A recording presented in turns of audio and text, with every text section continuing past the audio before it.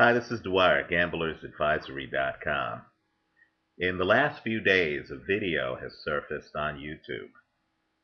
Someone has located and has posted a video of Manny Pacquiao taking a blood test within the last 30 days uh, of his fight against Ricky Hatton.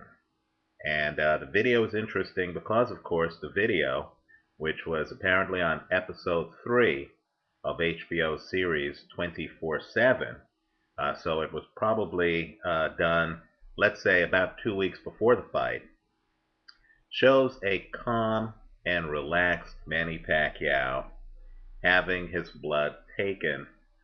If Manny is nervous about needles, if Manny Pacquiao is nervous about anything, it doesn't show up on the video.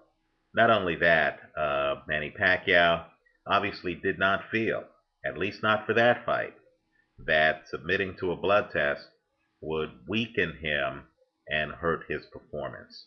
Um, that gets me wondering, is this blood testing controversy even a controversy? Think about the people involved. On one side of the table, you have elite promoters.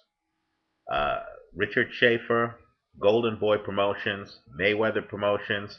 You have people who've been involved in promoting many high-profile fights. And, of course, you have the principals of Golden Boy, Oscar De La Hoya, Shane Mosley, Bernard Hopkins, all of whom have been involved in mega fights, including, of course, Floyd Mayweather. And, of course, you also have the very shrewd Al Heyman, one of the bigger names in boxing, who's not that known to the public. And you have Leonard Ellaby.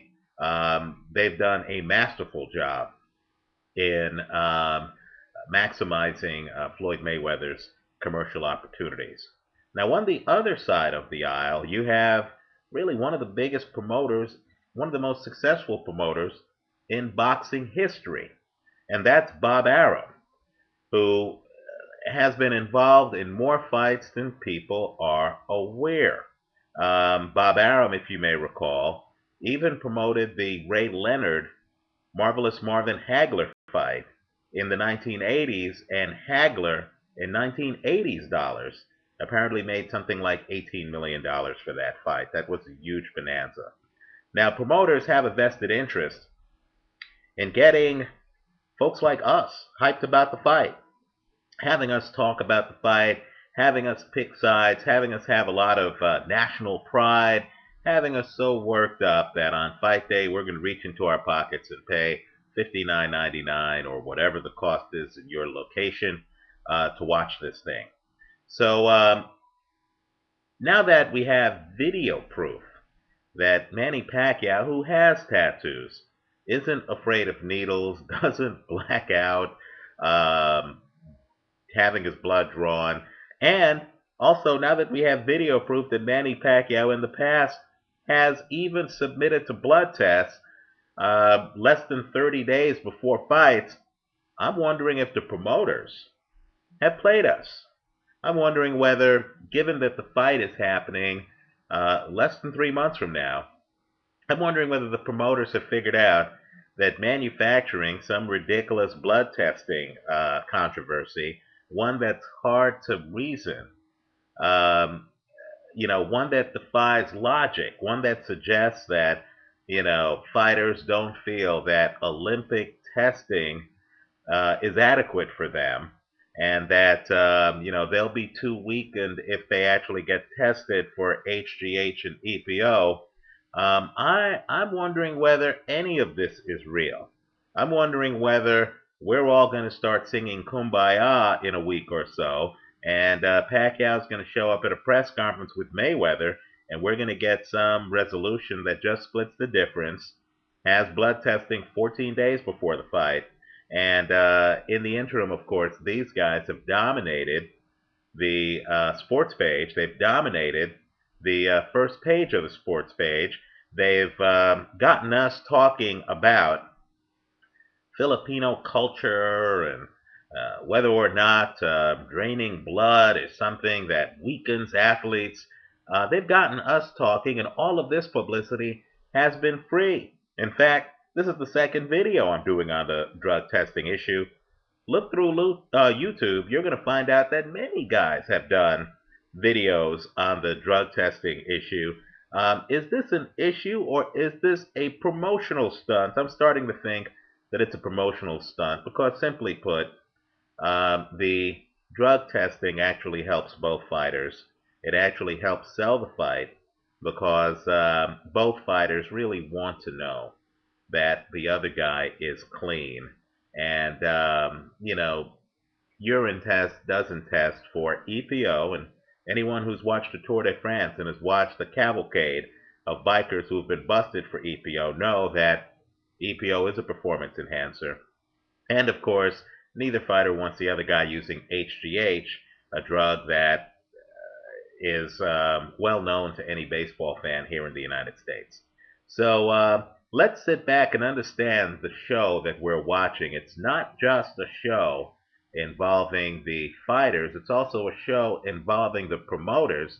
I believe all of us may have just been played. I don't think these two guys are prepared to walk away from between 50 and $100 million. I also feel that both guys um, would be comfortable knowing that the other guy has been tested. I think all of this talk about Manny Pacquiao fighting Paulie Malignaggi, think about it. How is that going to remotely help Manny Pacquiao? Manny Pacquiao is about to run for public office in the Philippines. If he only has one fight left before he takes a hiatus to participate in Filipino politics, I think he wants that fight to be a classic fight, one that helps his profile, not a fight that, granted, Malignaggi is world class, but not a fight that doesn't add to his star. Keep in mind, his last fight was against Miguel Cotto, a very elite fighter. Before that, he fought Ricky Hatton.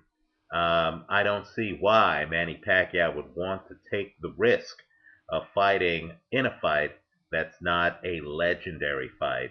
And I believe the only guy out there right now, quite frankly, who would really add the exclamation point to Manny Pacquiao's career would be Floyd Mayweather. Pacquiao is already being discussed as being among the best fighters in history. Either he fights a major fight to add to that, or he takes the next step and goes into Filipino politics.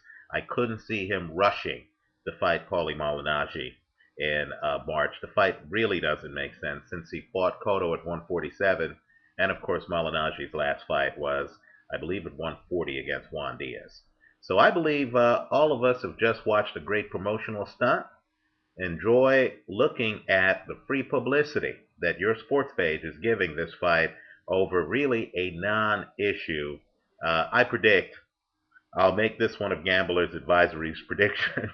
I predict they easily split the difference on the drug testing. I think there will be a blood test within the last 30 days. I'm sure that blood test will test for HGH and EPO. It might not be 48 hours before the fight, but certainly it will be in the last 30 days so that the test actually has some impact, some effectiveness.